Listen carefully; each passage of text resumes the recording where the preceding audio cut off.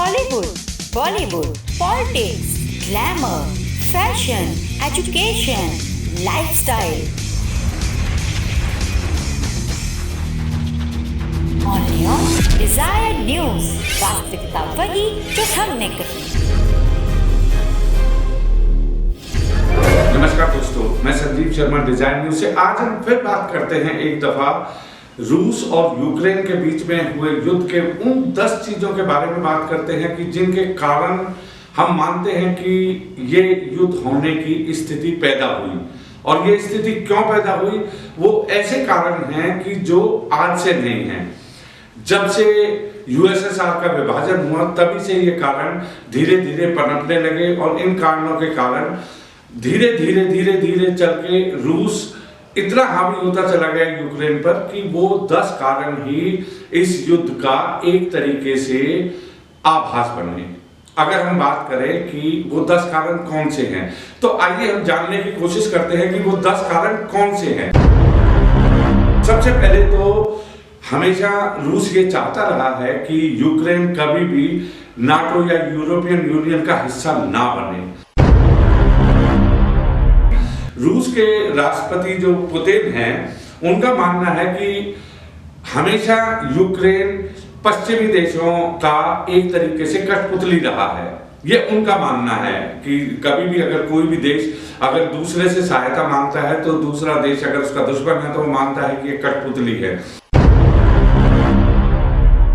अगर पश्चिमी देशों से हमेशा रूस एक ही डिमांड करता रहा है कि कभी भी यूक्रेन नाटो का हिस्सा ना बने। अगर हम बात करें पूर्ववर्ती सोवियत संघ के देशों के तौर पर यूक्रेन के जो संबंधों की अगर हम बात करते हैं तो सामाजिक संबंध रहे हैं। और अगर भाषा की भी बात करें तो यूक्रेन के 5 नागरिकों में से एक नागरिक हमेशा रशियन भाषा को इस्तेमाल करता रहा है। रूस ने यूक्रेन पर तब हमला किया जब उसके रूसी समर्थक जो प्रेसिडेंट थे उनको 2014 में जब हटा दिया गया था तो करीब 14,000 के करीब लोगों की मौत हुई थी उस टाइम पे भी। अगर हम बात करें रूस और यूक्रेन के ने खुद अपने में मिश्र शांति समझौता कायम किया था। हमेशा से रूस ने इस पहल को एक हिस्से तक पहुंचाया। और अगर हम संघर्ष की बात करें तो संघर्ष में जानें बहुत गई थी उस समय में भी। रूस और यूक्रेन के बीच ताजा यूरोपियन यूनियन की सीमा पर लेकर इसे ईयू की चिंता स्वाभाविक है।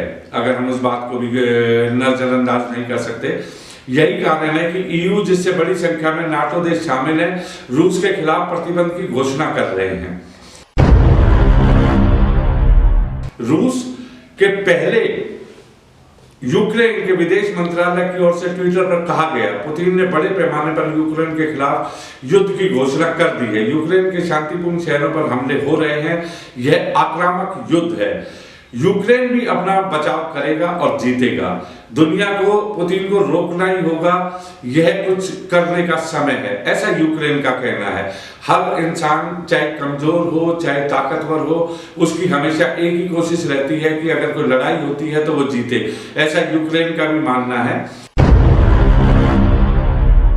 और अगर हम बात करें कि यूक्रेन के प्रेसिडेंट और प्राइम मिनिस्टर की अगर हम बात करें मैक्रोन की, तो मैक्रोन ने अभी इस शांति समझौते के लिए मॉस्को की यात्रा भी की थी। उस यात्रा के परिणाम कोई बहुत अच्छे नहीं निकले, क्योंकि अगर परिणाम निकलते तो आज ये युद्ध की स्थिति नहीं आती। यूक्रेन की राजधानी कीवी पे एक तरीके से बहुत ही ज्यादा बमबारी हो रही है और उस बमबारी के कारण काफी क्षति हो रही है।